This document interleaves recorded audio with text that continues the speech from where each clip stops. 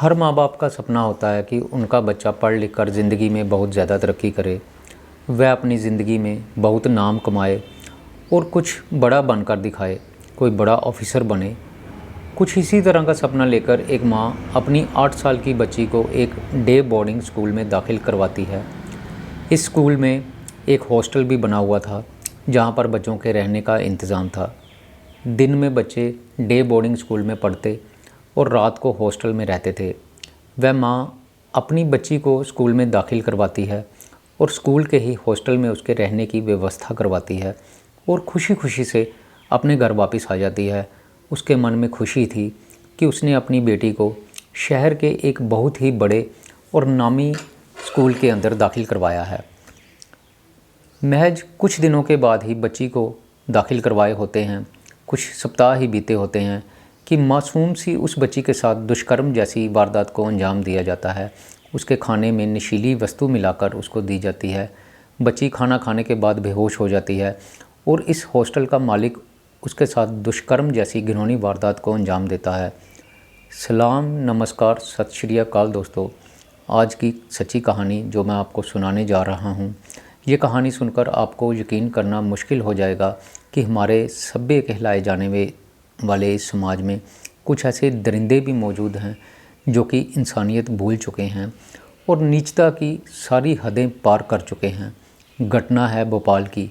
भोपाल के मिसरोद थाना क्षेत्र में दूसरी कक्षा में पढ़ने वाली एक 8 साल की बच्ची के साथ एक प्राइवेट डे बोर्डिंग स्कूल में दुष्कर्म की वारदात को अंजाम दिया जाता है।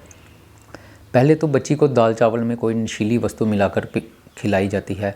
उसके बाद वह बच्ची बेहोश हो जाती है। जब उसको होश आता है तो एक व्यक्ति उसके साथ गलत काम कर रहा था, जबकि दूसरा व्यक्ति उसके पास में ही खड़ा था। पुलिस धारा 376 और पॉक्सो एक्ट के तहत FIR दर्ज करती है। हॉस्टल की वार्डन, हॉस्टल के मालिक और एक अन्य व्यक्ति को नामजद किया जाता है। मुख्यमंत्री मोहन यादव ने खुद इस मामले का संज्ञान लिया और वह एक SIT गठित करते हैं और इस केस की सारी जिम्मेवारी उस SIT को सौंपी जाती है। SIT कुछ दिनों के बाद इस सारे केस की तहकीकात करके इसकी रिपोर्ट जो है वो मुख्यमंत्री को सौंपेगी। मामला राष्ट्रीय बाल संरक्षण अधिकार आयोग की नॉलेज में आता है। वह पुलिस को नोटिस भेजते हैं और इस सारी घटना पर जवाब मांगते हैं। हॉस्टल का एक रूल है कि बच्चों को माँ बाप से मिलने नहीं दिया जाता। सिर्फ रविवार के दिन ही बच्चों के परिवार वाले बच्चों से मिल सकते हैं। कुछ बच्चे जो अपने माँ बाप से मिलना चाहते हैं वो रविवार को मिल सकते हैं। इस बच्चे की माँ भी रविवार को बच्ची से मिलने के लिए जाती है। बच्ची को वो बाहर घुमाने की जिद करती है और ज़बरदस्ती उस बच्ची को अपने साथ ले जाती है। पहले तो वार्डन उस बच्ची को भेजने के लिए तैयार ही नहीं थी, लेकिन माँ के बार बार जिद करने पर वो बच्ची को माँ के साथ भेज देती है। असल में बच्ची की माँ को हॉस्टल की गतिविधियाँ काफ़ी देर से संदिग्ध लग रही थी, इसलिए वो बच्ची से मिलने के लिए हॉस्टल पहुँचती है और उसको घुमाकर लाने के बहाने उस हॉस्टल से बाहर लेकर जाती है। क्योंकि कुछ दिन पहले जब वो अपनी बच्ची को फ़ोन पर बात कर रही थी तो बच्ची रोने लगती है।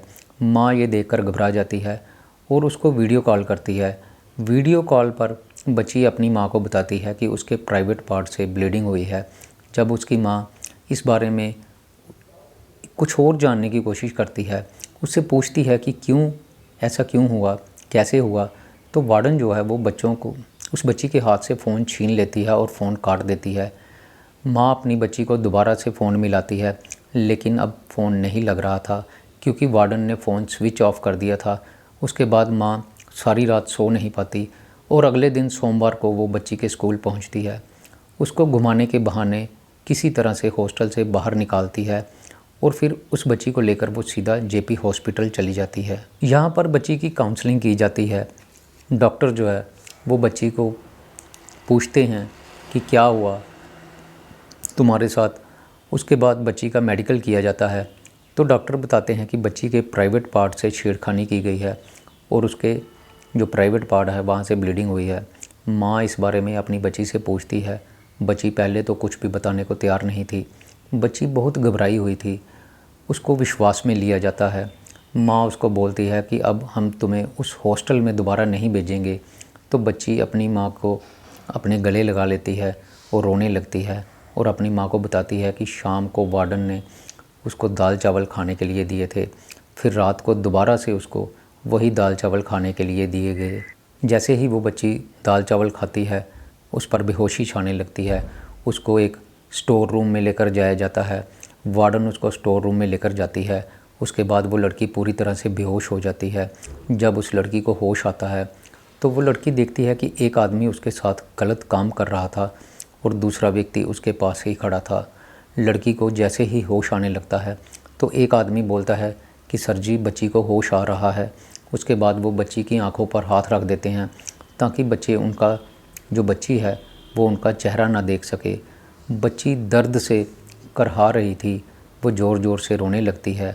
बच्ची के प्राइवेट पार्ट से ब्लीडिंग हो रही थी। दर्द हद से बढ़ता जा रहा था। बच्ची दोबारा बेहोश हो जाती है।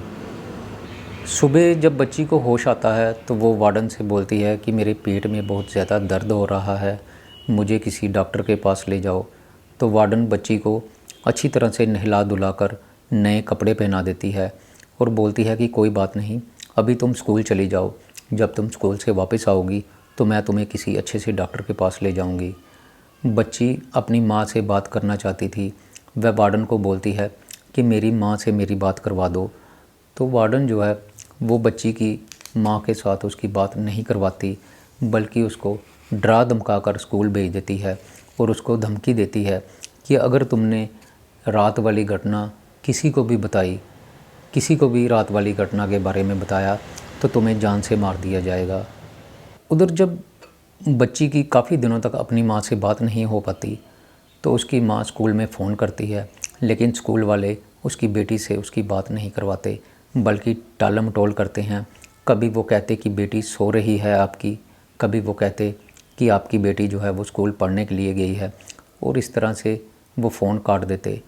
फिर 5 दिन बाद माँ जो है वो उससे बात कर पाती है, लेकिन वो भी सिर्फ थोड़ी देर के लिए। बच्ची बहुत घबराई हुई थी। माँ के मन में शक पैदा होता है। माँ वीडियो कॉल करती है। वीडियो कॉल में देखती है कि बच्ची रो रही थी। वार्डन जल्दी से उसका फ़ोन छीन लेती है और फ़ोन को स्विच ऑफ कर देती है। उसके बाद बच्ची की माँ को लगने लगता है कि ज़रूर हॉस्टल में कुछ ना कुछ गड़बड़ है, कुछ ना कुछ उसकी बच्ची के साथ गलत हो रहा है। अगले ही दिन वो अपनी बच्ची को मिलने के लिए हॉस्टल चली जाती है और वहाँ पर वो देखती है कि वहाँ पर पढ़ने वाले सभी बच्चे जो हैं वो घर जा चुके थे, सिर्फ उसकी बच्ची ही वहाँ पर थी। वह किसी न किसी बहाने अपनी बच्ची को उस हॉस्टल से बाहर लेकर आना चाहती थी। वो इस तरह घुमाने के बहाने उसको बाहर लेकर आती है और सीधा हॉस्पिटल लेकर जाती है, जहाँ पर कि सारा मामला खुलकर सामने आता है। दूसरी तरफ स्कूल की संचालिका प्रियंका मोदी से जब इस बारे में बातचीत की जाती है तो वो अपने आप को बेगुनाह बताती है और कहती है कि उसका स्कूल पिछले 30 साल से चल रहा है, उसके स्कूल में आज तक ऐसी कोई भी घटना नहीं हुई। वो कहती है कि पुलिस ने हमारे स्कूल के ख़िलाफ़ एफआईआर दर्ज कर ली है। उस महिला ने जो एफआईआर दर्ज करवाई है, तो कोई बात नहीं, पुलिस अगर हमारे स्कूल में आना चाहे तो हम सारे जो डॉक्यूमेंट्स हैं उनको प्रोवाइड करेंगे। पुलिस जो भी वेरिफिकेशन करना चाहती है हम उनका पूरा साथ देंगे। हम उनको अपने सीसीटीवी कैमराज़ की फ़ोटोज़ चेक करवा देंगे। हम भी चाहते हैं कि इस केस को अच्छी तरह से सॉल्व किया जाए और सच जो है वो सबके सामने आ सके।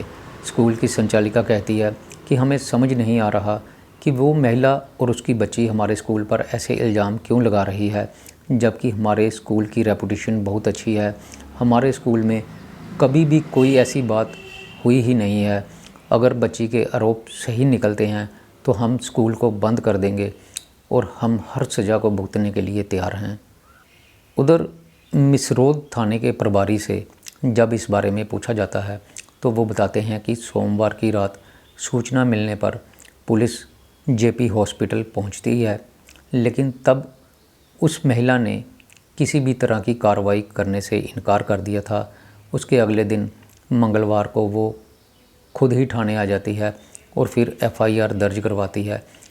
वह कहते हैं कि पुलिस ने हॉस्टल में के जो सारे सीसीटीवी कैमरास हैं अपने पास रख लिए हैं और उनकी जांच की जाएगी, उसके बाद ही कुछ कहा जा सकेगा। दोस्तों, ये सब कहना तो था पुलिस वालों का, लेकिन जब बच्ची की मां से पूछा गया तो वो रोते हुए कहती है कि उसकी बेटी सिर्फ 8 साल की है और उसके साथ ऐसी हैवानियत की गई, लेकिन पुलिस वालों को हम पर दया नहीं आई और वो लगातार इस मामले को, इस केस को दबाने की कोशिश करते रहे। वो कहती है पुलिस वाले पहले तो रिपोर्ट दर्ज करने को ही तैयार नहीं थे। जब हम अपनी स्टेटमेंट पर कायम रहे, हमने अपने बयान नहीं बदले, हमने कहा कि हम रिपोर्ट दर्ज करवा कर ही जाएंगे। फिर उसके बाद ही पुलिस वालों ने हमारी रिपोर्ट दर्ज की। हॉस्टल की संचालिका उस महिला के चरित्र पर ही सवालिया निशान लगा रही थी। वो कहती है कि ये बच्ची की जो माँ है वो अच्छे चरित्र की नहीं है, उस पर पहले से ही चोरी के और इसके अलावा कई और केस दर्ज हैं। तो बच्ची की माँ कहती है कि मेरी निजी ज़िंदगी में चाहे कुछ भी चल रहा हो, लेकिन इसका ये मतलब तो नहीं कि आप लोग मेरी बेटी के साथ गलत काम कर दोगे और जब मैं रिपोर्ट लिखवाने के लिए जाऊंगी तो कोई मेरी रिपोर्ट ही ना लिखे। लड़की की माँ बोलती है कि पुलिस वाले भी झूठ बोल रहे हैं। सोमवार की रात को जब पुलिस वाले हॉस्टल में आए थे तो डॉक्टरों ने उसी समय इस बात की पुष्टि कर दी थी कि बच्ची के साथ कुछ गलत हुआ है, लेकिन पुलिस वाले बोलते थे कि आगे की कार्रवाई करने के लिए आपको मंगलवार को आना पड़ेगा। लड़की की माँ कहती है कि पुलिस वाले हॉस्पिटल में ही मेरे साथ सौदेबाजी कर रहे थे और मुझे बोल रहे थे कि अब तुम इस केस को आगे बढ़ाकर क्या करोगी, इससे तुम्हें कोई भी फ़ायदा नहीं होगा, हम तुम्हें अच्छे पैसे दिलवा देंगे, तुम अपनी शिकायत जो है वो वापस ले लो। और इस तरह वो बच्ची की माँ को वापस भेज देते हैं। लेकिन बच्ची की माँ अगले दिन फिर थाने पहुँच जाती है और कहती है कि हम तब तक यहाँ पर बैठे रहेंगे जब तक कि आप लोग केस दर्ज नहीं करते। वारदात करने वाले लोग इतने शातिर थे कि जब उन्होंने बच्ची के साथ हैवानियत की तो बच्ची की तबीयत बिगड़ जाती है, बच्ची को ब्लीडिंग होने लगती है। तो उन्होंने बच्ची के सारे जो कपड़े हैं, जो पुराने कपड़े थे, वो कहीं छुपा दिए और बच्ची को नए कपड़े पहना देते हैं। बच्ची की माँ अपनी बच्ची के पुराने कपड़े मांगती है, लेकिन हॉस्टल वाले वह उसके कपड़े भी उसकी माँ को नहीं देते। उधर स्कूल की जो मालकिन है वो सारा दोष उस महिला पर ही मढ़ रही थी और कहती है कि इस महिला ने पहले भी कई लोगों को ऐसे ही फंसाकर ब्लैकमेल किया है और इस तरह से अब वो हमारे स्कूल को ब्लैकमेल करने की कोशिश कर रही है। वह बच्चे की माँ पर कई तरह के आरोप लगाती है और वो कहती है कि वो जो औरत है वो अच्छे चरित्र की नहीं है। उसने पहले हमें बताया था कि मैं टीचर हूँ, लेकिन बाद में हमें पता चला कि वो टीचर नहीं है, उसकी तो एजुकेशन ही जो है वो 10वीं तक हुई थी। स्कूल की संचालिका सारे आरोप बच्ची की माँ पर लगा रही थी और वो बोल रही थी कि बच्ची की माँ और प्रकाश राजपूत नाम का एक पुलिस वाला बच्चे की एडमिशन करवाने के लिए हमारे पास आए थे।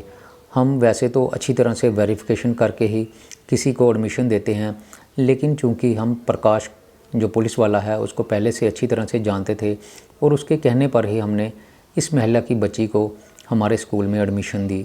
संचालिका कहती है कि जब हमने बच्ची के और उसके माँ बाप के सर्टिफिकेट मांगे तो इसकी माँ ने हमें वादा किया कि वह कुछ दिनों के बाद सारे सर्टिफिकेट हमारे स्कूल में जमा करवा देगी, लेकिन उसने वो अभी तक नहीं करवाए और बिना सर्टिफिकेट के ही बच्ची को स्कूल में पढ़ने के लिए भेज दिया। वो कहती है कि बच्चे की माँ और जो पुलिस वाला प्रकाश है उसको पकड़कर अगर सख्ती से पूछताछ की जाए तो पता चल सकता है कि ये लोग क्या प्लानिंग बनाकर आए हैं और क्यों हमारे स्कूल के ऊपर इस तरह के जो लांछन लगा रहे हैं। संचालिका कहती है हमारा कोई दोष नहीं है, बल्कि ये इन दोनों की ही प्लानिंग है हमारे स्कूल को बदनाम करने की।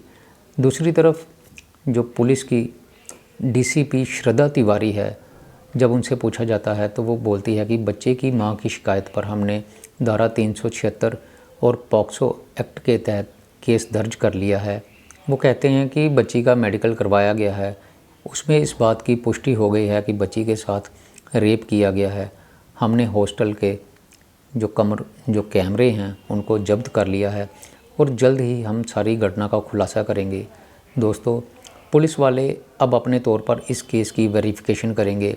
कुछ दिनों बाद हो सकता है कि ये केस सॉल्व हो जाए, लेकिन जो बच्ची के साथ हुआ ये सुनकर हमारी रूह कांप जाती है। यकीन ही नहीं होता कि इस तरह के दरिंदे भी हमारे समाज में मौजूद हैं जो कि एक मासूम बच्ची को रेप करते हैं।